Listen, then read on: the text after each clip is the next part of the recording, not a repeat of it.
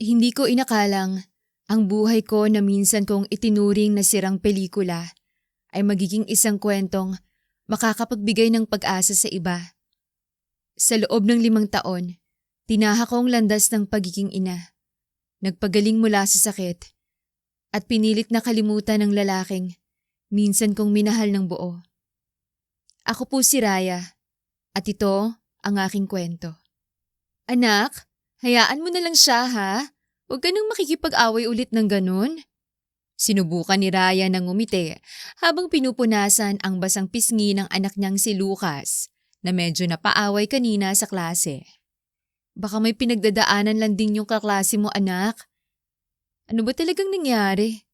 Hindi ka naman pumapatol lang ganun sa mga classmate mo, Lucas. Nasa isang coffee shop sila malapit sa paaralan ng bata. Nagpasya si Raya na ilabas muna ito matapos ang nangyari. Nakayuko si Lucas. Mahigpit na hawak ang kanyang paboritong stuffed dinosaur. Kasi po, nainis na ako sa kanya. Napikon po ako, Mami. Sobra na po kasi siya, Mami. Lucas, alam mo namang masama manakit, di ba? Tumango si Lucas. Pero Mama, umangat ang tingin ng bata. At sa una pa lang ng salitang binitawan niya, parang binagsakan si Raya ng langit at lupa. Sabi niya, wala raw akong daddy, kaya ako nagalit. Parang may humigpit sa dibdib ni Raya. Paulit-ulit niyang inihanda ang sarili sa tanong na yon, sa mga panunokso ng mga kalaro ni Lucas, sa mga graduation form na may blankong father's name. Pero iba pala kapag narinig na mismo ito mula sa anak niya. Iba pala ang sakit. Pilit siyang ngumiti at hindi ipinapakita kay Lucas ang sakit. Ganun ba, Lucas? Pasensya ka na, anak. Napaiwas ng tingin si Raya. Tila hindi alam kung anong sasabihin. Mama, huwag ka pong malungkot. Hindi naman po ako galit dahil wala akong daddy. Nagalit po ako dahil parang sinasabi niya na hindi enough ang love mo para sa akin. Huwag kang malungkot, Mama. Pilit nang ngumiti si Raya. Sinusubukang suklian ang mabubuting salita ng kanyang anak. Ngunit hindi niya maitatangging may epekto pa rin sa kanyang isip ang nalaman niyang pinag-awayan ng mga bata. Hindi mo kailangan ng kahit sino para maging buo ka, Lucas. Ako lang, sapat na. At syempre, ikaw rin. Napakabuting bata mo kaya. Tumango si Lucas, pero alam ni Raya na may bumabagabag pa rin sa isipan ng bata. Wait lang anak, CR lang si Mama ha. Dito ka lang. Mamili ka ng gusto mong pagkain. O-order tayo pagbalik ko. Tumayo si Raya at agad na naglakad patungo sa banyo. Kailangan niyang sandaling takasan ang mga alaala at kalmahin ang kanyang sarili. Okay po, Mami. Pagkapasok ng comfort room, humarap siya sa salamin. At doon, hindi niya naiwasang tanungin ang sarili. Paano nga ba umabot sa ganito? 5 taon ang nakalipas nang malaman niyang si Joff, ang dating nobyo, ay nakatakda na palang ikasal sa iba. Gumuho ang mundo ni Raya. Sa kabila ng lahat ng pangako nitong magsasama sila habang buhay, nalaman ni Raya na peke ang lahat ng pagkakakilala niya sa kanyang nobyo. Ang trabaho nito, ang pamilyang pinagmulan, at pati na rin ang relationship status. Dahil ang totoo, ikakasal na pala ito sa iba. Hindi siya nagpakamartir. Lumayo si Raya hindi dahil sa kahinaan, kundi dahil sa pagmamahal sa sarili. At sa anak na hindi pa man isinisilang ay nais na niyang protektahan. Ano na naman bang nangyayari sa akin? Kailangan kong kumalma. Ayokong mag-alala si Lucas dahil sa akin. Marahang tinapik ni Rayang magkabila niyang pisngi. Ngayon, heto siya. Isang single mom, sinusubukang maging matatag. Kahit minsan ay may mga araw talagang hindi niya alam kung paano pa makakabangon. Hinga Raya, kaya mo to. Para kay Lucas, magpakatatag ka. Pagbalik ni Raya sa coffee shop, may kaguluhang nangyayari sa tapat ng counter. Pero ako pong nauna! Giit ni Lucas habang nakaturo sa huling chocolate donut sa display. Sinabi ko na sa atin na bibilin ko yun pagdating ng mama ko. Bata, binayaran ko na eh. Akin na yan. Sagot ng lalaking kausap ni Lucas, medyo iritadong tono. Tarantang napalapit si Raya sa kanyang anak. Hinawakan niya sa braso si Lucas at napuno ng pag-aalala. Anak, okay lang, bibili na lang tayo ng iba, okay? Pasensya na po sa anak ko.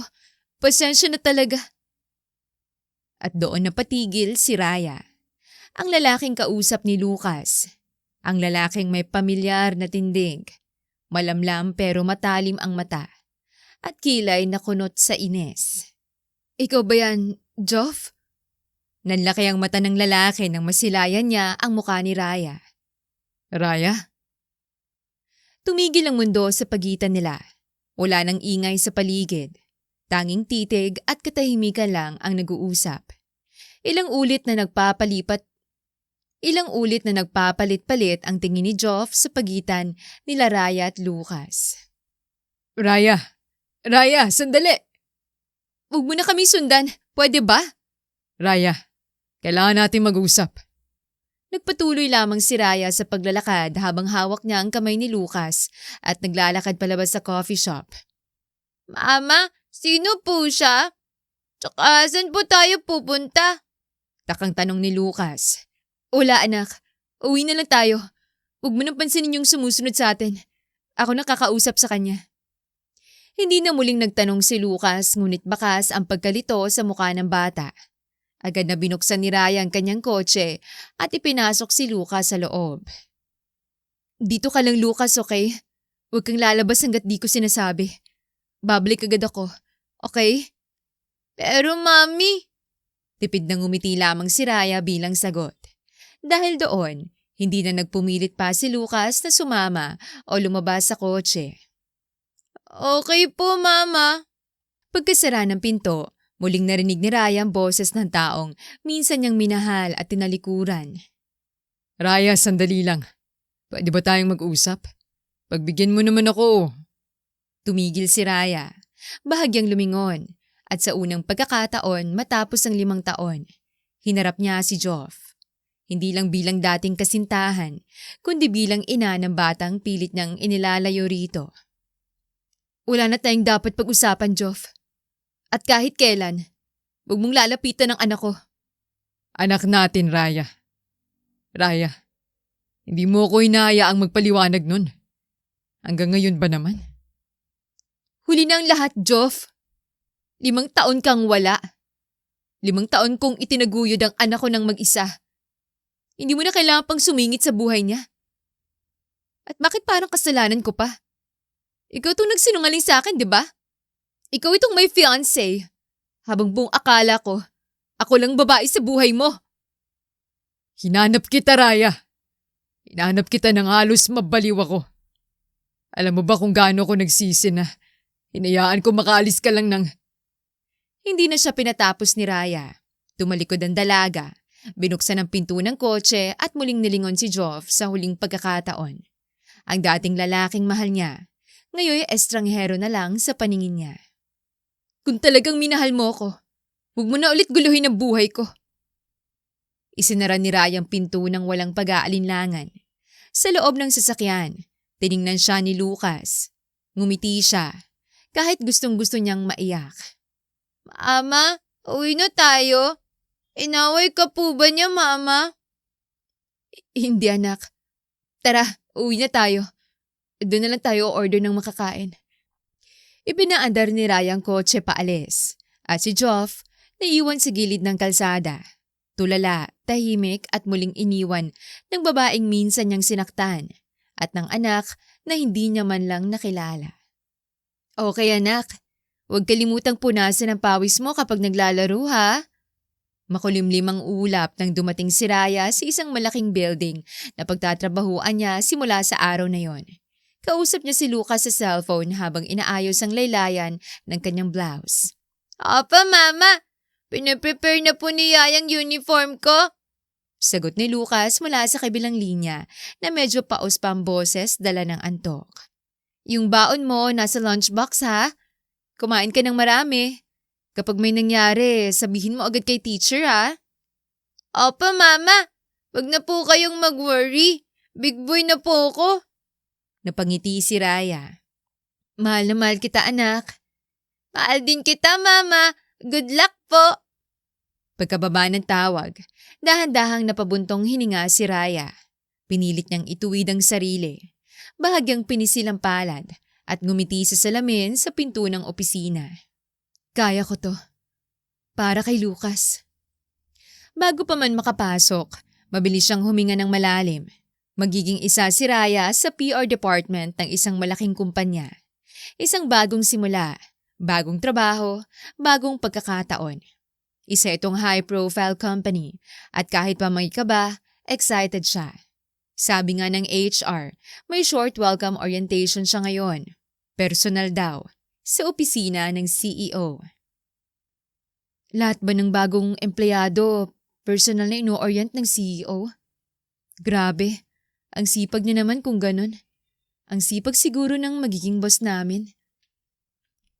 Pagpasok niya sa opisina, tahimik ang paligid. Maluwag, moderno, may tint ng karangyaan at tunay na opisina ng may kapangyarihan. At nandoon sa may bintana, isang lalaking nakatalikod, nakatingin sa tanawin ng lungsod. Bahagyang umubo si Raya upang ipaalam ang presensya niya. Pilit ang profesional na tono. Good morning po, sir. I'm Raya Enriquez, newly hired sa PR team. It's an honor to be. Lumingon ng lalaki. At doon natigil ang bawat salita mula sa bibig ni Raya. Ang lalaking nasa harapan niya ngayon ay si Joff. Ang lalaking minsang minahal, ang lalaking niloko siya, at ang lalaking iniwan niya noon. Parang biglang lumiit ang opisina, parang sumikip ang hangin. Anong ginagawa mo dito? Kumunot ang noon ni Raya.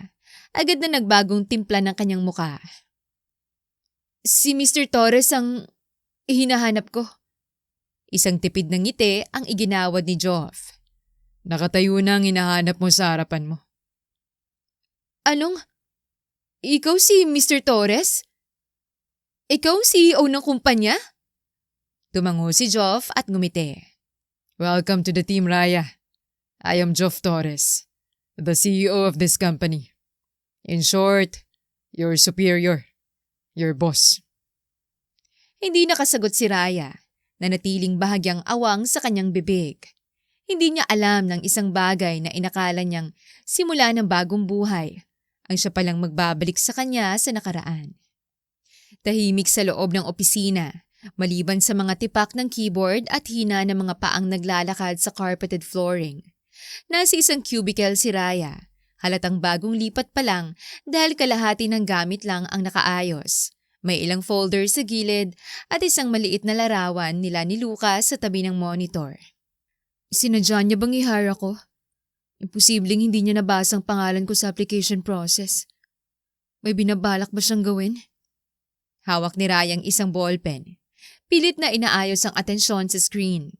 Pero ang mga mata niya ay paulit-ulit na lumilihis sa direksyon ng malawak na glass window kung saan, sa di kalayuan, ay nandon si Joff. Nakatayo ito, may kausap, seryosong muka, at may presensyang mahirap hindi mapansin. Imposible. Imposible talagang hindi niya to sinadya. Pakiramdam ko talaga, hindi coincidence ang lahat.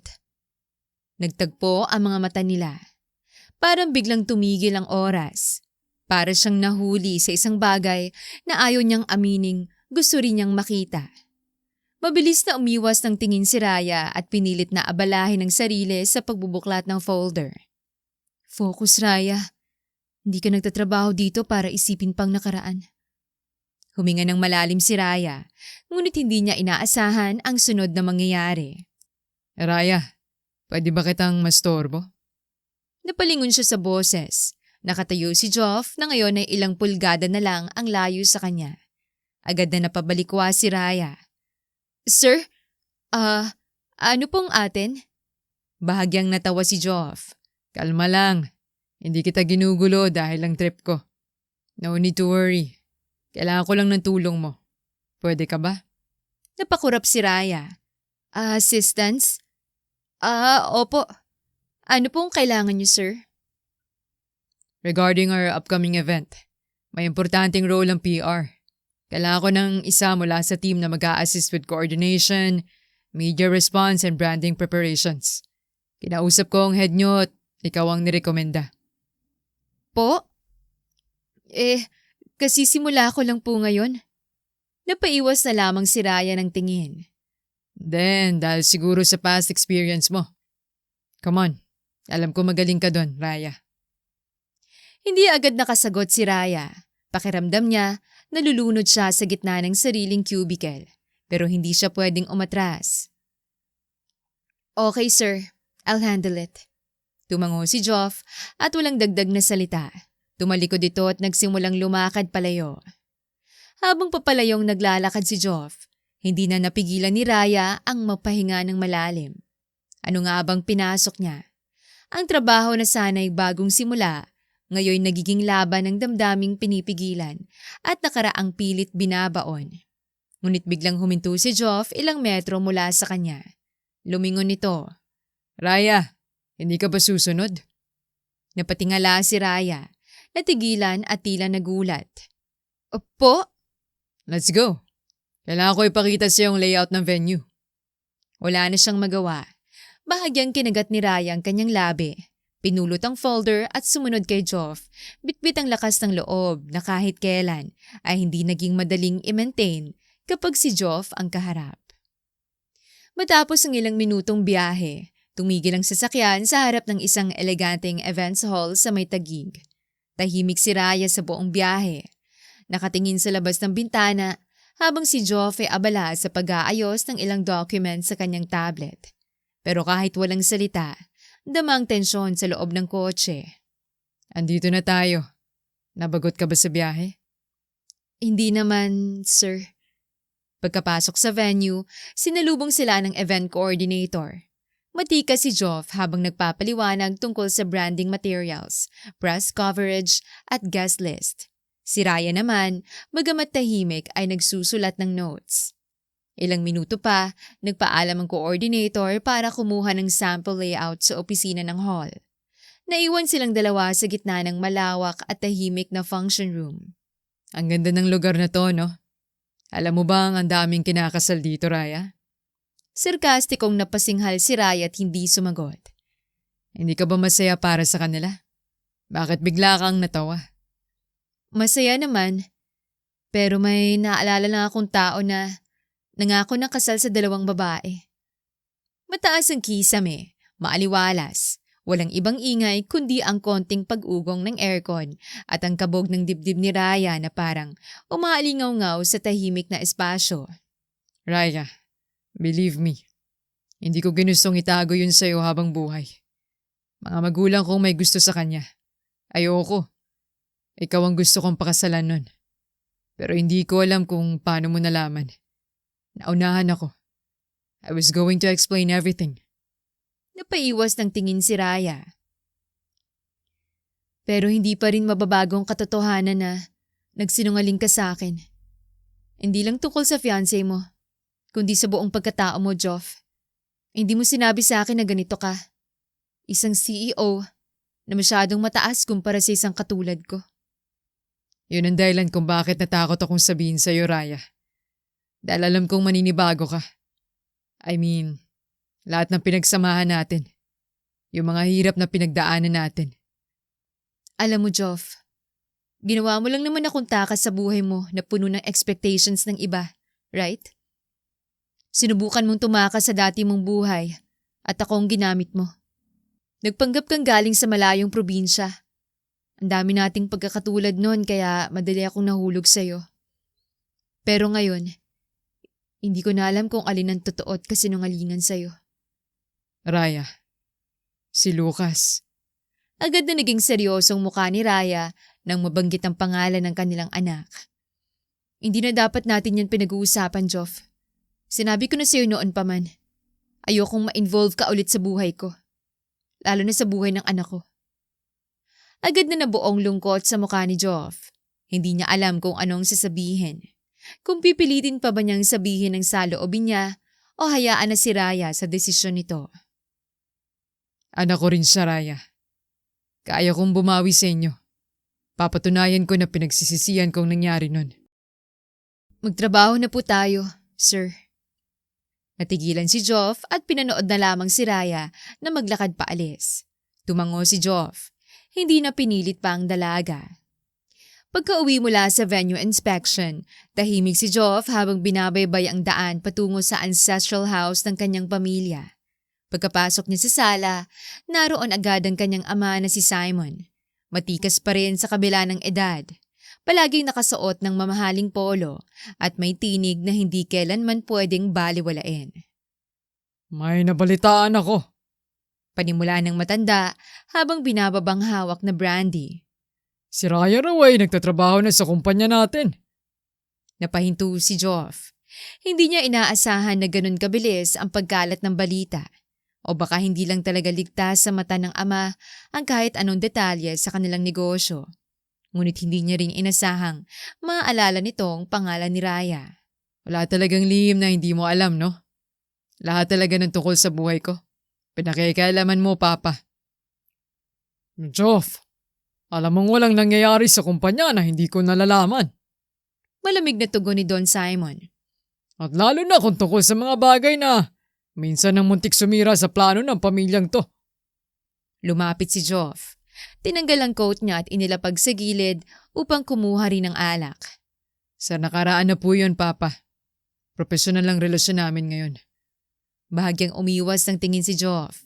Mukhang hindi pa nalalaman ng ama niya na may anak sila ni Raya. Sigurado ka ba riyan? Tumayo si Simon, dahan-dahang lumapit. Hawak pa rin ang baso. Dahil tandaan mo, Joff, pinayagan kitang itigil ang engagement mo kay Leia.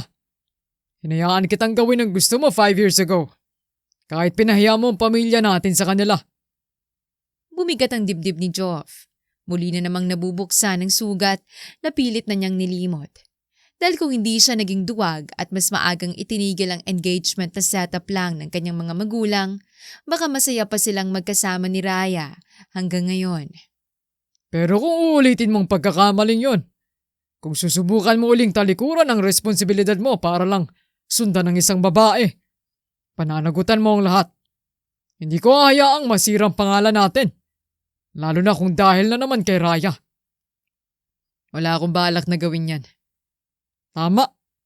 Dahil kapag sinira mo ulit ang tiwala ko, ako mismo maglalayo sa kanya, sa kumpanya, sa buhay mo. Tahimik, seryoso. Walang alinlangan sa tono si Simon. Pagkaalis ng matanda, naiwan si Joff sa sala. Nakatayo sa gitna ng katahimikan. Napahawak siya sa sinturon ng slacks niya. Saka napatingala sa kisame. 5 taon. 5 taon siyang naghanap. 5 taon siyang nabuhay sa tanong na, nasaan na siya? At ngayon, nang sa wakas ay nakita na niya si Raya, ngayon pa ba siya susuko? Tumitig si Joff sa kawalan at marahang bumulong. Hindi. Hindi ko na siya bibitawan. Hindi ngayon, hindi na ulit. Babawiin ko mag-ina ko. Kahit na anong mangyari. Isang hapon matapos ang sunod-sunod na meeting, huminto si Joff sa isang restaurant malapit sa park. Dapat ay business lunch ito, pero nag-message ang ka-meeting niya na malilate ito ng dating. Habang naghihintay sa loob, napatingin si Joff sa bintanang salamin. Sa di kalayuan, may grupo ng mga batang naglalaro ng soccer sa open space ng isang paaralan. Isa sa kanila ang batang lalaki na maliit, maputi at may pamilyar na ngiti. Agad niyang nakilala si Lucas. Lucas. Nakangiting nanood si Joff mula sa kanyang pinauupuan.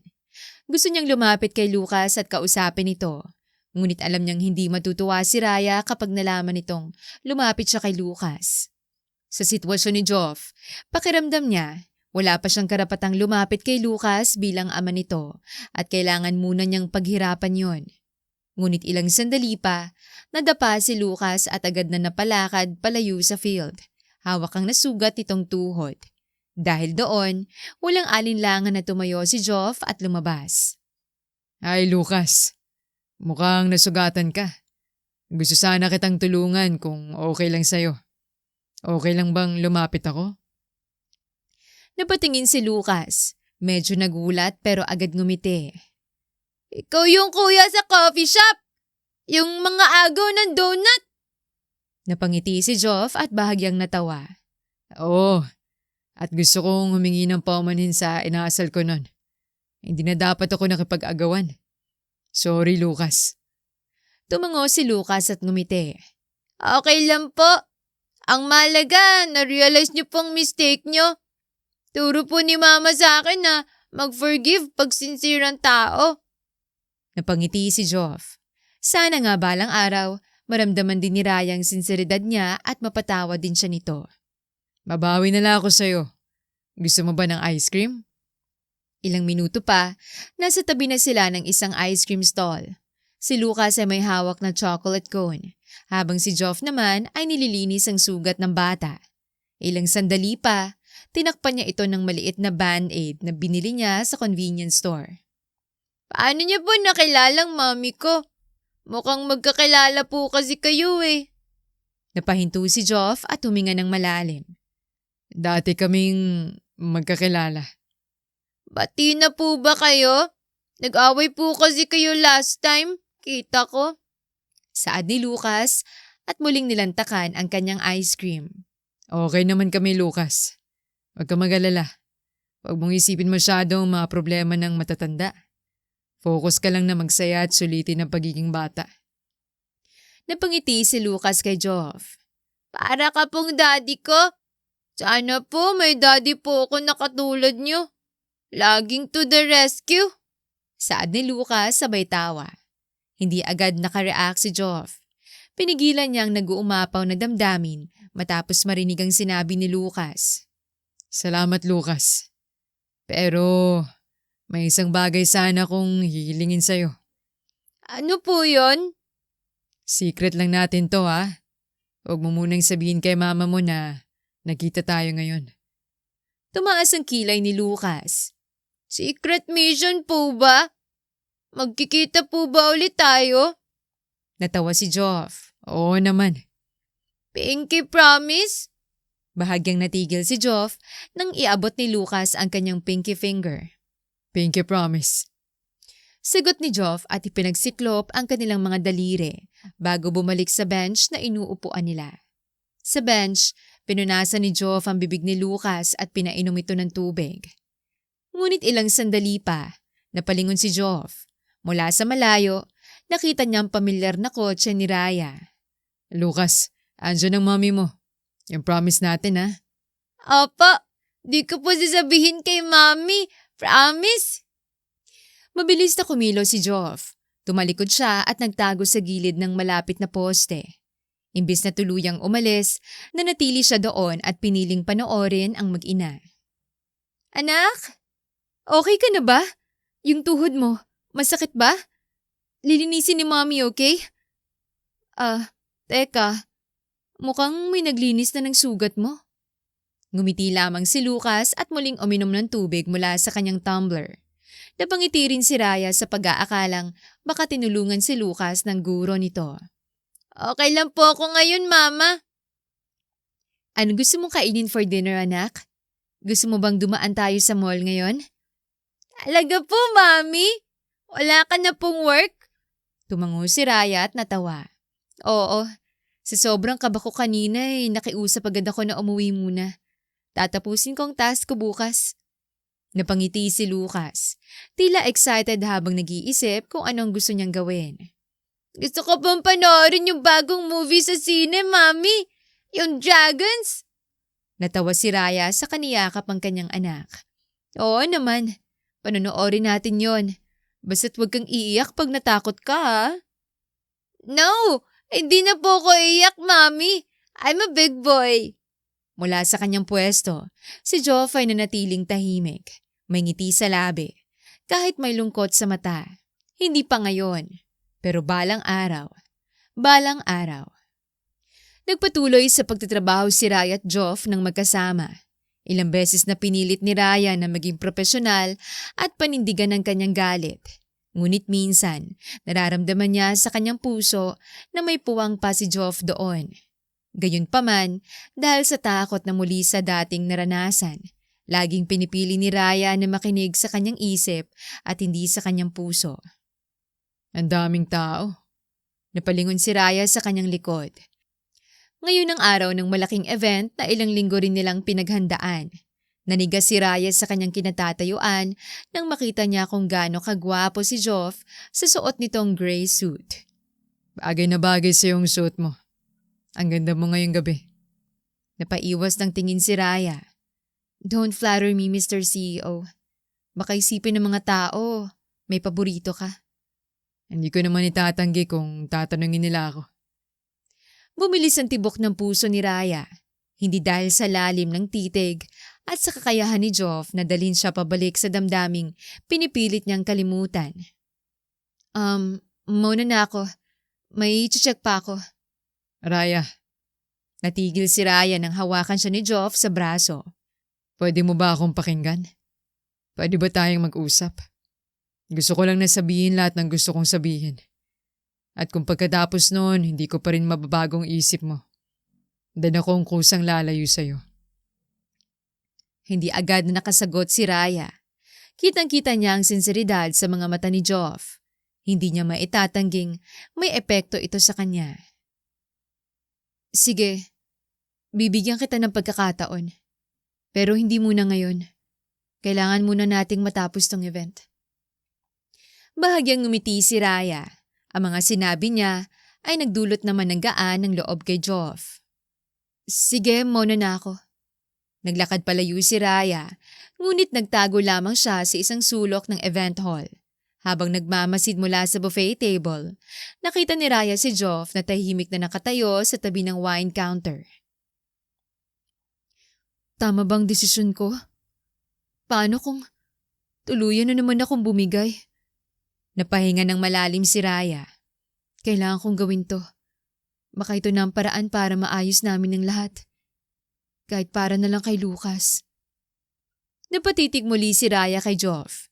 May isang babaeng staff na nag-abot ng maliit na plated dessert sa binata.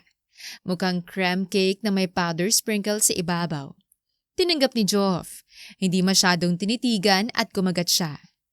Ilang minuto pa ay tumalikod si Joff at dahan-dahang naglakad palayo. Napahinga ng malalim si Raya sa kadali-daling kumuha ng makakain. Gusto niyang tumambay na lang muna sa isang sulok habang payapang kumakain.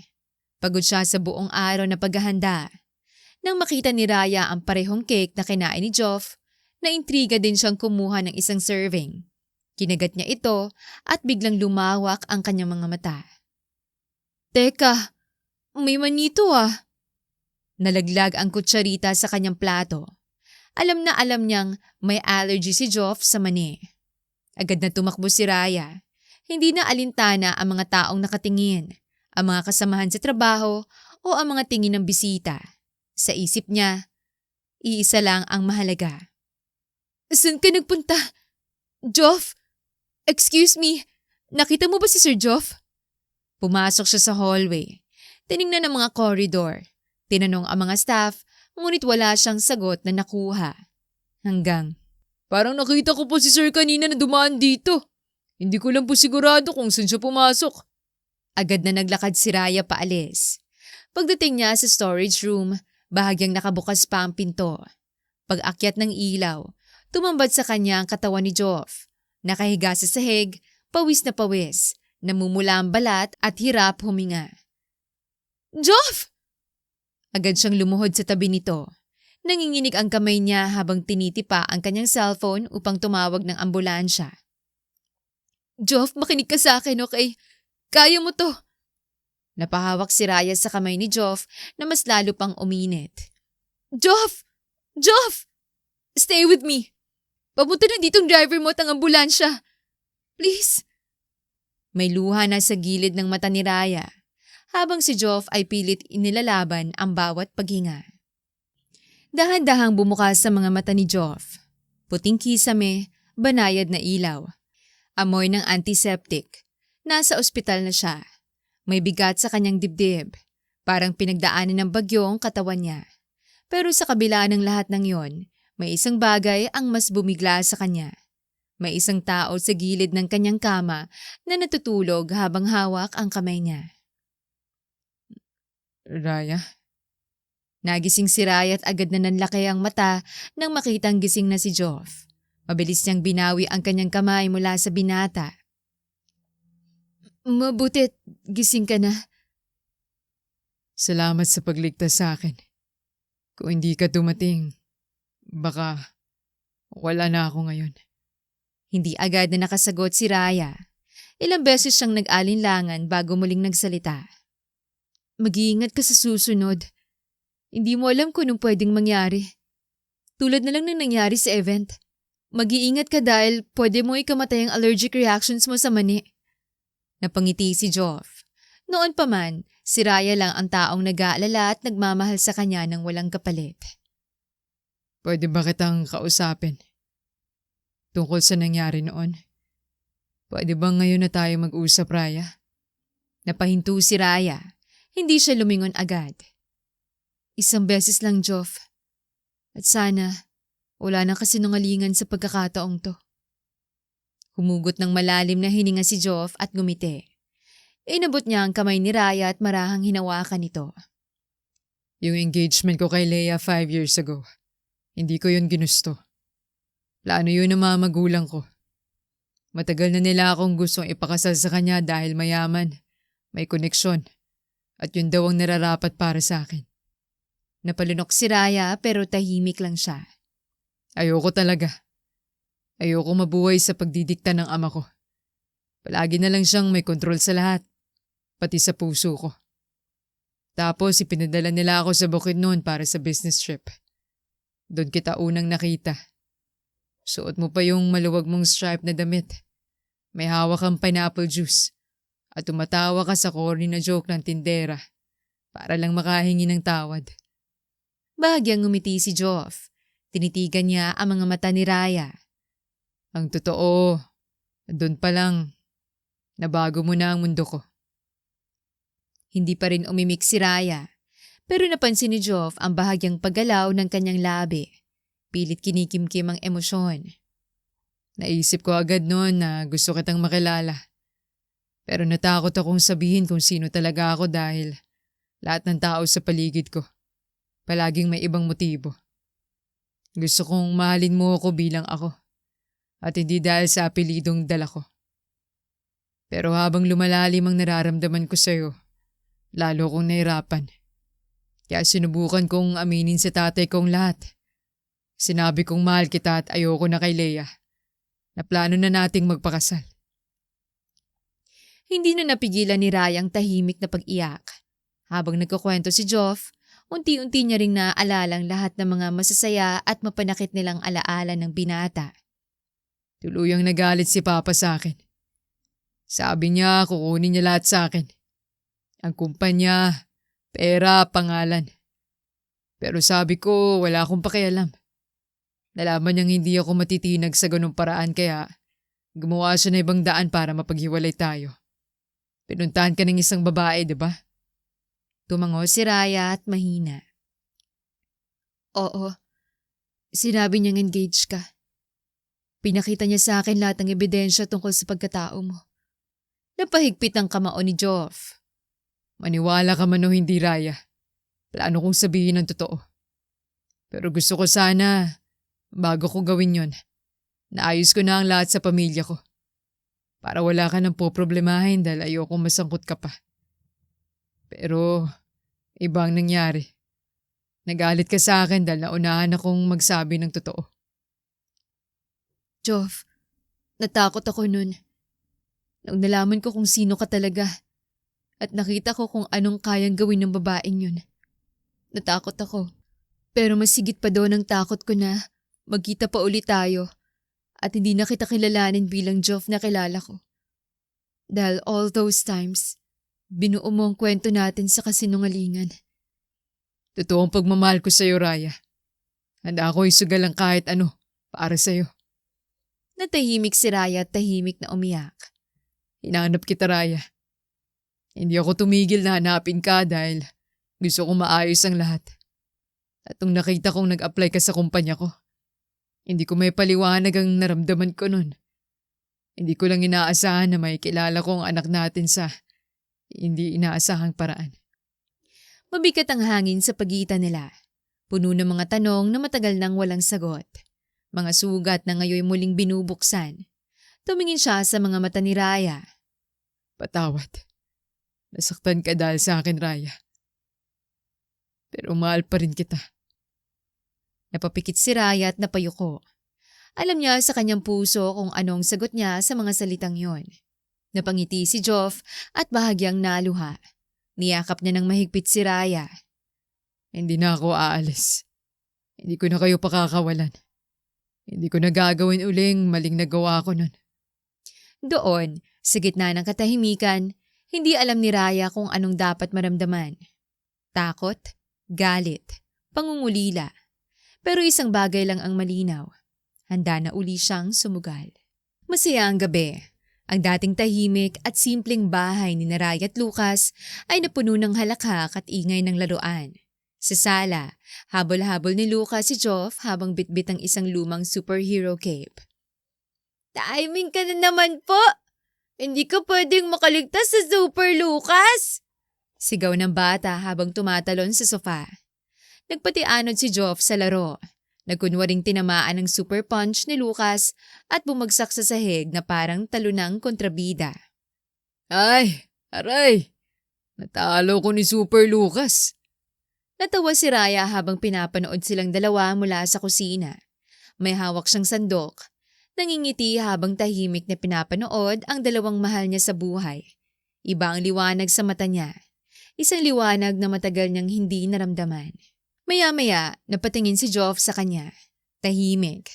May bigat sa kanyang mga mata. Alam ni Raya kung anong iniisip nito. Tumango si Raya. Hindi nagsalita, pero sapat na ang kilos para iparating ang kanyang mensahe kay Joff. Kaya mo yan. Sabihin mo na. Tumayo si Joff, nilapitan si Lucas na ngayon ay abala sa pagtayo ng tent gamit ang kumot.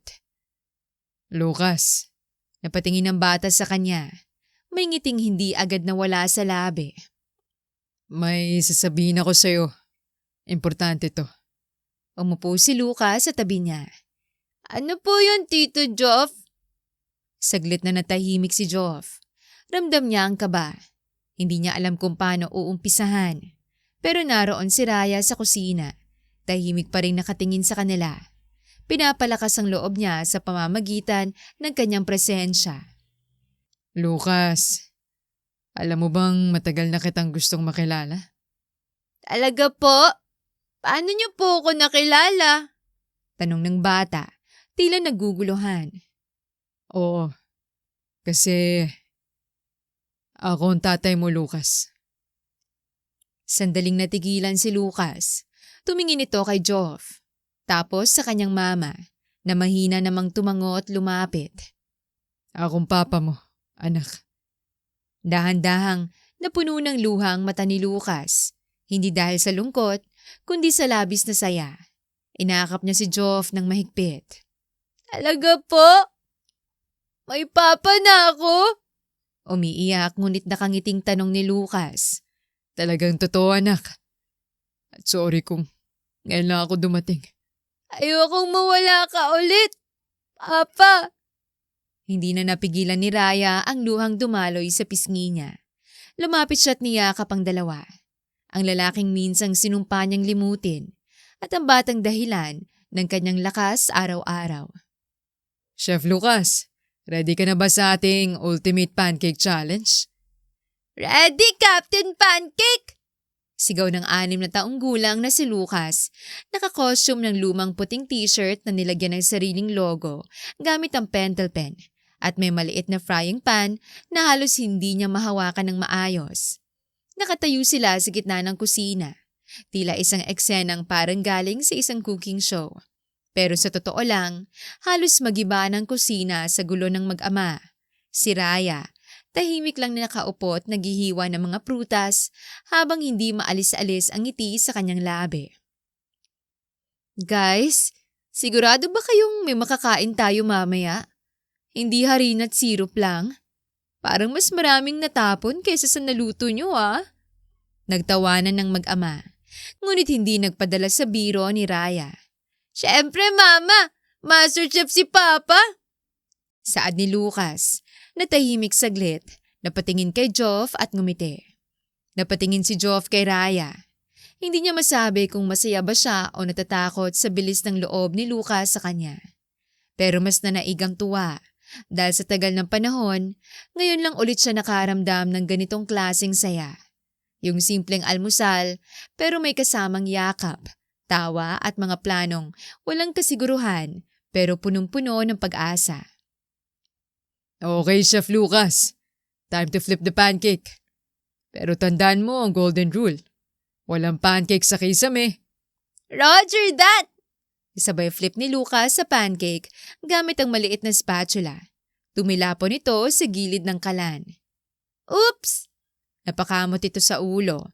At least di sa kisame. Di ba, Papa? Nagtawanan silang tatlo. Matapos ang almusal, sabay-sabay silang naglinis ng kusina kahit pa, ang totoo, si Raya lang ang nakatapos ng trabaho dahil panay laro at kulitan ng dalawa. Matapos maligot magbihis, lumabas sila at nagtungo sa park. Bitbit ang maliit na picnic basket ni Raya. At mini Joe na regalo ni Joff kay Lucas kamakailan lang. Inubos nila ang buong araw sa pagbabonding. Tahimik ang buong bahay. Sa silid ni Lucas, mahinang humihilik ang bata. Napagod sa kakatawa at kakalaro kasamang kanyang ama. Nakapikit siyang mahimbing. Yakap-yakap ang isang bagong stuffed toy na bigay ni Joff. Isang simpleng regalo pero punong-puno ng halaga. Nakatayo si Joff sa pintuan ng silid habang si Raya ay nasa gilid.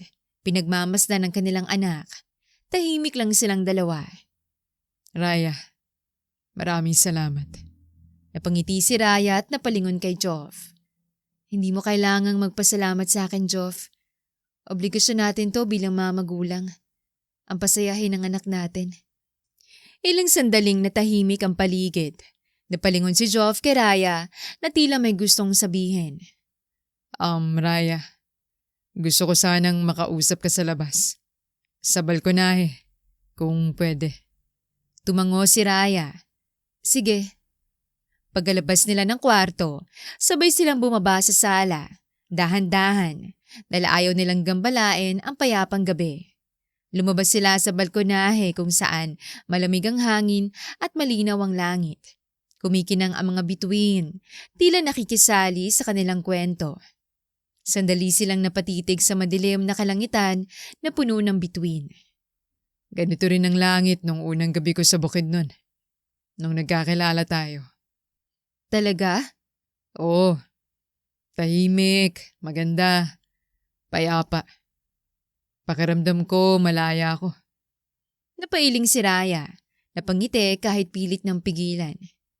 At nung gabing yun, hindi ko makalimutan kung gaano kakaganda nung nakita kita sa palengke. Nagawa mo pang bumanat? Pero totoo naman, Raya. Nung nawala ka, araw-araw akong tumitingala sa langit. Umaasa na kahit sa ulap, kahit sa hangin, madadama kita ulit. Natahimik si Raya. Ilang saglit siyang nagpakalunod sa katahimikan bago siya nagsalita. Ang hirap, Joff. Ang sakit ng lahat ng nangyari. Akala ko niloko mo lang ako nun.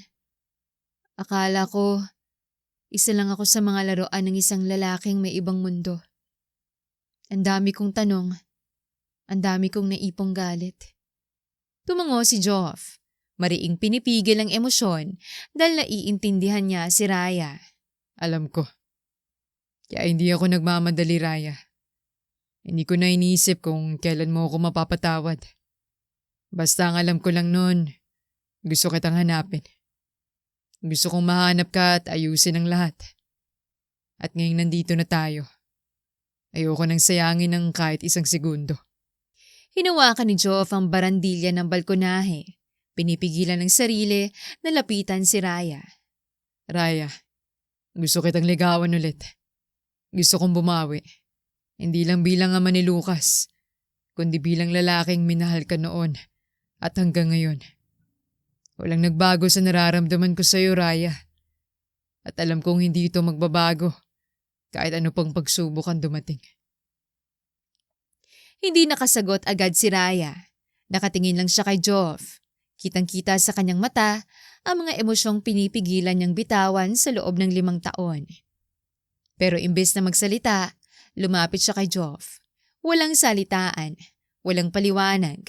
Inilapit ni Raya ang kanyang palad sa pisngi ni Joff. Marahang hinaplos yun na parang sinisigurado kung totoo nga bang nangyayari. Naiintindihan na kita ngayon, Joff. At noon, alam kong may mali rin ako. At ngayon, gusto ko na ring makinig ulit sa sinisigaw ng puso ko. Hindi mo na kailangang maghintay, Joff. Napakunot ang noo ni Joff, naguguluhan. Anong ibig mong? Hindi mo na kailangan akong hintayin. Kasi, nandito na ako. At handa na ulit akong mahalin ka. Namungay ang mga mata ni Joff. Hindi siya makapaniwala sa narinig. Totoo ba to, Raya? Tumango si Raya. Namuo ang mga luha sa kanyang mata. Pilit kong pinipigilan ng sarili ko na tanggapin pero, oo, tulad mo, walang nagbago, Joff. Mahal pa rin kita.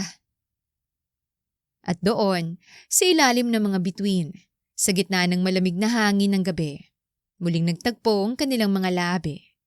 Isang halik na puno ng pag-ibig na hindi namatay, kundi tumibay. Isang halik na naguhudyat ng panibagong simula ng kanilang pag-iibigan. Nang maghiwalay ang kanilang mga labi, pareho silang napangiti sa isa't isa. Salamat. Bulong ni Joff habang hawak ang kamay ni Raya. Hindi na kita bibuguin ngayon, Raya. Muling hinalikan ni Joff si Raya. Naging mas mapusok ito hanggang sa hindi nila namalayang nasa loob na sila ng kwarto ni Raya. Maingat na inhiga ni Joff si Raya sa kama at matamis na ngumiti bago isa-isang tinanggal ang mga butones ng kanilang suot. I love you, Raya. Bulong ni Joff. I love you too, Joff. Lumipas sa mga araw na tila walang nangyari. Sa kabila ng mga pagbabagong nadarama sa kanilang puso, nanatiling profesional sina Joff at Raya sa trabaho. Wala masyadong palitan ng salita sa opisina, maliban sa mga kailangan sa proyekto. Gabi na, kakatapos lang ng isa pang matagumpay na meeting para sa event series ng kumpanya. Habang inaayos ni Raya ang kanyang gamit, lumapit si Joff. Hatid na kita, Raya. Gabi na. Umiling agad si Raya sabay tingin sa paligid. Joff, hindi pwede. Baka may makakita sa atin. Alam mo na, maingay ang paligid natin. Maraming musang. Wala namang masama kung sabay tayong umuwi. Ayokong hayaan kang mag-isa sa ganitong oras. Hindi na umimik si Raya. Alam niyang may punto si Joff. Pero natatakot pa rin siyang makompromiso ang tahimik na mundong pilit nilang binubuo. Habang naglalakad siya palabas ng building, napansin niyang hindi pa rin umaalis si Joff. Tahimik itong naghihintay sa gilid ng kanyang kotse. Saglit siyang tumigil sa paglalakad. Tumalikod at muling tiningnan si Joff mula sa di kalayuan. Dahan-dahan siyang lumapit, walang imik, hanggang sa marating niya ang kinaroroonan ni Joff. Ang kulit mo talaga. Tara na nga, baka may makakita pa sa atin dito. Bahagyang natawa lamang si Joff, ngumiting may tagumpay. Pinagbuksan niya ng pinto si Raya. Tahimik sa loob ng kotse. Ilang minutong katahimikan bago inilapit ni Joff ang mukha kay Raya. Nasaan na ang kiss ko? Napaawang ang bibig ni Raya at natawa. Ano? Anong kiss ang sinasabi mo dyan? Ngumuso si Joff, akmang nagtatampo pa. Bigla ka lang umalis kanina pagdating natin. Nakalimutan mo ang kiss ko bago ka lumabas sa kotse kaninang umaga. Napailing si Raya at hindi makapaniwala. Kaya ba nagpupumilit kang ihatid ako? Hindi Gusto ko talagang safe kang makauwi. Bonus na lang yung kiss dahil sa pagiging mabuting boyfriend, di ba? Natawa na lamang si Raya. Ilang sandali pa, marahan niyang hinalikan si Joff sa labi. Okay na ba? Pwedeng isa pa? Pinaunlakan naman niya si Joff. Ngunit sa pagkakataong yon, Hindi na siya hinayaan ng binatang lumayo ulit. Mas lumalim ang kanilang mga halikan at walang hirap na binuhat ni Joff si Raya sa kanyang kandungan. Kamusta? Hindi ka ba masyadong na-stress ngayon sa trabaho? Napalingon si Joff kay Raya nang magtanong ito. Kasalukuyan siyang nagmamaneho pa uwi sa bahay nila Raya. Wala namang nagbago. Ang totoo, mas magaan ang trabaho ko ngayon dahil may mga nagpapasya na sa akin. Marahang hinawakan ni Joff ang kamay ni Raya. Napasandal naman si Raya sa balikat ni Joff at napatitig sa daan. Doon napansin ng dalaga ang tila hindi pamilyar na daang tinatahak ni Joff. Joff, saan tayo pupunta? Parang hindi itong daan papunta sa bahay Ngumiti lamang si Joff. May tiwala ka ba sa akin? Oo naman. Nagtataka lang ako kung saan mo ko dadalhin sa ganitong oras. Hindi na sumagot si Joff. Maya-maya pa'y huminto ang sasakyan. Nang tingnan ni Raya ang paligid, napansin niyang nasa itaas sila ng isang burol. Malawak ang tanawin. Tanaw ang mga ilaw mula sa matatayog na building at ang langit ay puno ng mga bituin. Pamilyar ang simoy ng hangin at may kakaibang amoy ng mga bulaklak sa paligid. Joff, ano tong lugar na to? Ang ganda dito. Bumaba sila ng sasakyan. Napansin ni Raya na may mga maliliit na ilaw na nakasabit sa mga sanga ng puno. May mga petals ng bulaklak na nakakalat sa damuhan. At sa gitna ng malawak na espasyo ay may mesa. May mga kandilang nakasinde at isang maliit na speaker na mahinang tugtog ng kanilang paboritong kanta nung nasa Bukidnon pa sila. Lumingon si Raya sa paligid at sa isang sulok nakita niya si Lucas. Nakatayo, masiglang kumakaway sa kanya kasamang ilang mga tao na hindi pamilyar kay Raya. Napatigil siya sa paghinga. Nagtatakang lumingon siya kay Joff. Anong ginagawa ni Lucas dito? Ngumiti si Joff. Tinulungan niya ako. Gusto niyang maging bahagi ng espesyal na gabing to. Tumakbo si Lucas papunta kay Raya at iniabot ang isang maliit na bulaklak na gawa sa papel. Mami, yan ang susi papunta sa forever! Saad ni Lucas bago tumakbo uli paalis. Forever? Anong ibig mong sabihin, anak? Nang muling humarap si Raya kay Joff, nakita niyang nakaluhod na ang binata. Hawak ang isang maliit na kahon. Nang buksan ito, lumiwanag ang isang napakagandang singsing. Walang ibang naramdaman si Raya sa mga pagkakataong yon, kundi ang bigat ng damdaming nakapaloob sa isang maliit na kahon. Raya, nung una kitang nakita sa Bukidnon, akala ko saglit na akong magpapahinga sa buhay na palaging may utos, expectations, at mga batas na dapat kong sundin.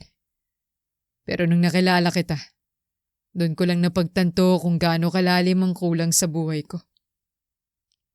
Tahimik si Raya, pero sa kanyang mga mata, nangingilid ng luha.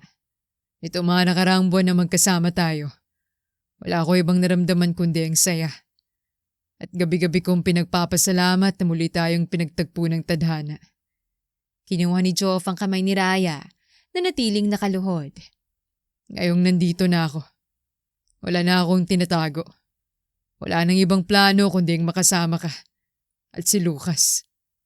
Hindi man ako naging perpekto nun pero hayaan mo ako maging mabuting partner at ama ngayon na makakasama niyo habang buhay. Muli siyang tumingin kay Raya, puno ng pag-asa sa mga mata. Will you marry me, Raya? This time, let me love you right. Let me love you completely. Natahimik ang lahat. Tanging hampas ng hangin at pagpintig ng puso ni Raya ang naririnig niya. Hindi na siya nakapagsalita agad. Dahan-dahan siyang lumuhod din sa harap ni Joff, sabay yakap dito. Mahigpit. Totoo. Joff? Oo. Oo. Tanggap kong pagmamahal mo. Oo. Gusto kong makasama ka. Gusto kong muling piliin ka. Hindi na nagsalita pa si Joff. Kabado pa siya habang isinusuot ang singsing sa daliri ni Raya. Ayokong umiyak pero hindi ako makapaniwala. Napangiti si Joff at mahigpit na niyakap si Raya. Mahal kita, Raya. Mahal na mahal. Mahal na mahal din kita, Joff.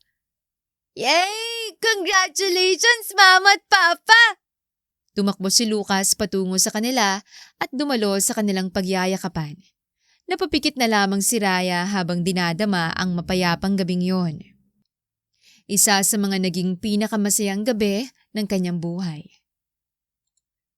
Lumipas sa mga buwan matapos ang proposal ni Joff at tila unti-unting bumalik ang kulay sa buhay ni Raya, Lucas at Joff.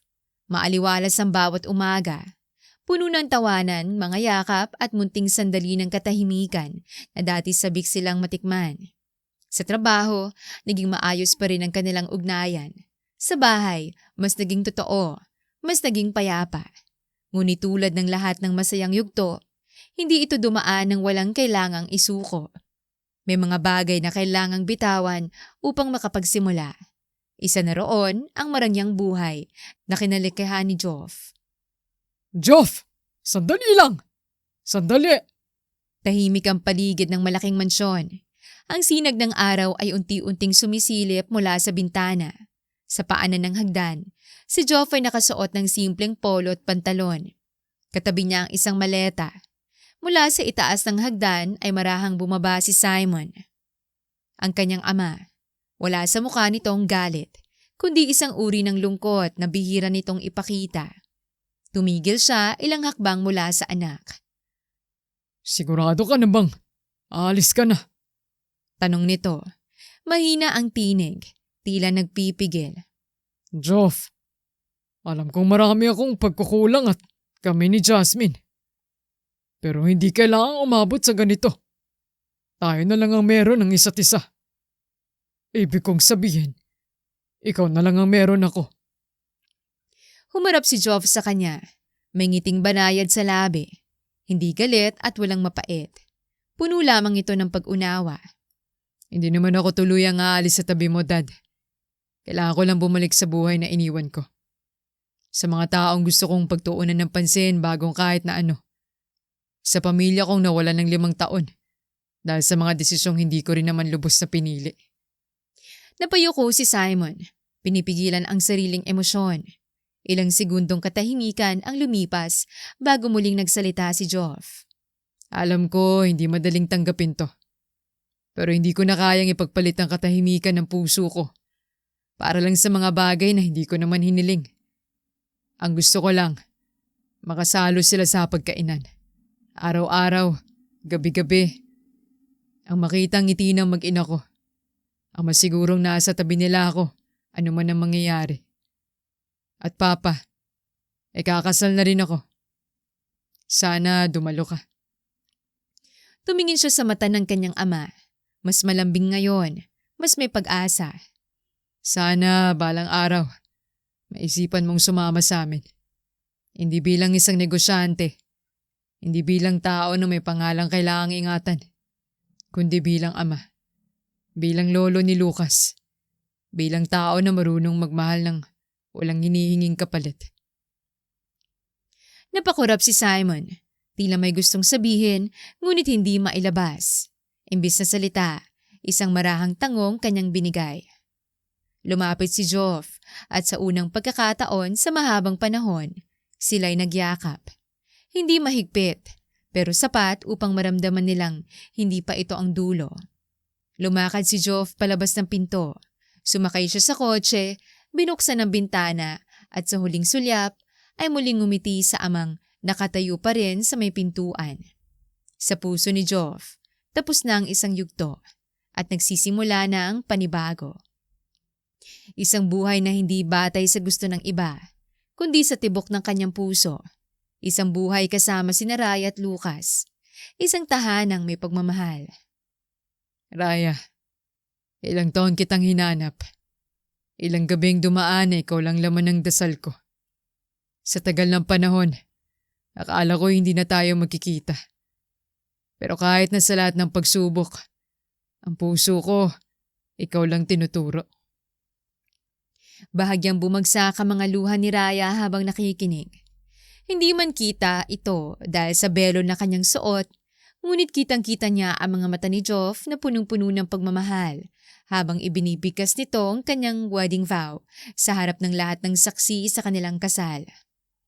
Ngayon, habang nakatayo ko sa harap mo, dala ko hindi lang ang pagmamahal ko, kundi ang pangako ko na kahit kailan, hindi na kita iiwan. Hindi ko nahahayaan ng mundo, ang takot, o kahit ang sarili kong kahinaan ang maglayo pa sa atin. Ikaw ang tahanan ko, Raya. At sa bawat gising ko, ikaw ang nais kong unang makita. Sa bawat gabi, ikaw ang gusto kong katabi. Pinapangako ko na mamahalin kita sa bawat tahimik na sandali. Sa bawat pagtatalo, sa bawat pagsubok, at higit sa lahat, sa bawat bukas na kasama ka. Napangiti si Joff. Isang munting luhang pumatak mula sa mga mata niya habang nakatitig kay Raya na napakaganda ngayon. Lahat ng pinagdaanan nila ay nanumbalik na para bang isa itong mabilisang rewind ng mga bagay na nagpatatag sa kanilang pagmamahalan. Si Raya naman ang sumunod na nagsalita. Joff, hindi madaling pinagdaanan natin. Hindi naging perpektong simula. Pero totoong lahat ang naramdaman ko para sa'yo. At kahit sinubukan kong kalimutan, kahit ilang taon ang lumipas, ang puso ko'y palaging lumilingon pabalik sa'yo. Hindi ko alam kung kailan eksaktong nahulog ako. Baka nung una kitang nakita sa bukid noon o nung tinuro mo sa akin ang tamang timpla ng kape. Pero alam ko, ikaw ang unang lalaking pinaniwala kong buong puso ko. At ngayon, ikaw rin ang lalaking pinili kong mahalin sa panghabang buhay. Pinapangako ko na sa bawat hakbang mo, susunod ako. Sa bawat pangarap mo, susuportahan kita. At sa bawat takot mo, hahawakan kong kamay mo hanggang mawala. Sandaling huminga si Raya habang sinisikap na magsalita ng maayos sa kabila ng mga luha sa kanyang mata. Joff, mula ngayon, ikaw ng tahanan ko. At hindi ko na yun bibitawan.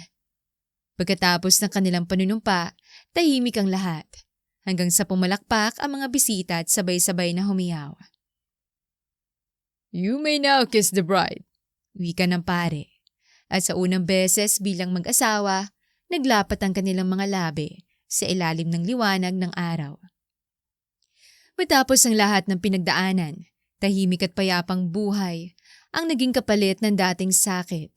Si Joff ay masaya na sa simpleng buhay, malayo sa ingay ng corporate world. Pinili niyang pamahalaan ng sarili niyang maliit na negosyo, habang si Raya naman ay patuloy na nagsusulat ng mga artikulong nagbibigay inspirasyon, tinuturing na boses ng kababaihan sa komunidad. Sa loob ng kanilang bahay, si Raya ay nasa kusina. Nakasuot siya ng apron habang naglalagay ng icing sa mga cupcakes na ginawa nila ng bunsong anak na babae, si Jasmine, na may 4 na taong gulang at palaging may suot na pink na headband. Sa tabi ni Raya, si Lino, ang kanilang pangalawang anak na lalaki na 6 na taong gulang, ay abala sa pagdidikit ng mga sticker sa ref. Aha! Alam ko na! Itong sun! Dapat malapit sa picture nating lahat! Dahil kayong sunshine ng buhay ko! Masayang saad ni Lino. Ang corny mo, Kuya Lino! Saad ni Jasmine sabay tawa. Bumusangot si Lino. Habang pinagmamasdan ni Raya ang mga anak nila, narinig niyang bumukas ang pintuan sa likod. Pumasok si Joff, pawisan pero mukhang masaya. Nakasunod sa kanya si Lucas na ngayon ay ganap na ring binata. Ma! Talo si Papa! Sigaw ni Lucas habang tumatawa. Hindi ako natalo, Lucas. Nagpatalo lang ako dahil birthday mo bukas. Pangangatwiran ni Joff, sabay yakap kay Raya mula sa likod. Natawa si Raya at umiling. Sigurado ka ba talagang natalo? Baka nadadala na ng edad, Joff. Tumatanda man ako. Mas gumagwapo naman ako, di ba? Papa, Mama, kakain na ba tayo? Tanong ni Jasmine habang buhat ang maliit ng tray ng cupcakes. Oo, anak. Tara na't maganda ng mesa. Habang nagsisimula silang maghapunan sa labas ng bahay, sa ilalim ng mga ilaw na parang bituin, napangiti si Joff habang pinagmamasdan ng kanyang pamilya. Alam mo, Raya, ito ang pinangarap kong buhay. Tahimik, puno ng tawa, at ikaw ang katabi ko. Tumango si Raya habang tahimik na pinapanood ang mga anak nilang masayang nagkukulitan sa hapag. Hindi man natin ganun kadaling nakamit. Marami mang hirap na pinagdaanan pero at least narating din natin, 'di ba? Sa gabing yon, habang ang mga bata ay nagsimula ng maglaro sa sala at habang si Joff at Raya ay nagkakape sa balkonahe, sabay silang napatingin sa langit. Maraming bituin. At kahit anong mangyari, Joff, ikaw, ako, sila, ito na ang tahanan natin. Ang kwento ni na Joff at Raya ay nagpapaalala na ang tunay na pag-ibig ay sinusubok ng panahon, ngunit hindi kailanman kumukupas kapag ito'y totoo. Mahalaga ang katotohanan at pagtitiwala sa bawat relasyon. Kahit gaano pa kasakit ang nakaraan, may pag-asang muli kung bukas ang puso sa kapatawaran. Minsan, kailangang mawala ang isang tao upang mapagtanto ang tunay na halaga niya sa buhay mo. Ang pamilya ay hindi kailanman perpekto, ngunit ito ang tahanang nagbibigay saysay at direksyon sa ating bawat araw. Sa huli, ang pagmamahal na pinili at ipinaglaban ay ang uri ng pagmamahal na tunay na tumatagal.